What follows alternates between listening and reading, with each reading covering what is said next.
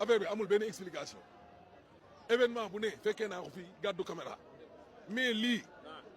militants yi ñëw leen ñu meeting da ngeen di fay pour dugg. waaw. ah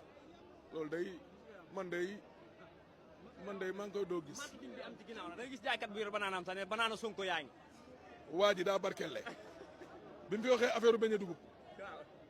ñi doon jaay beñe farine ak beñe coppati ñëpp a bàyyi ñëpp a dem jaay beñe dugub moo tax ma expliqué gars yi ma ne leen bi ñu élection yi ba pare ñu bëree bëri dañu indi yàlla teg boo leen waxee di wala def maire di wala def député ñu ne non yàlla moo ko dogal yàlla ma ko def d'accord nañu yàlla ñun ñam moo dogal tey ñu yegg si fii tey ku falu dëgg la yàlla moo dogal nga falu ku am teraanga yàlla moo def noonu sa wërsëg mais yàlla lu muy def da koy jaarale ci ay loxo doomu aadama man de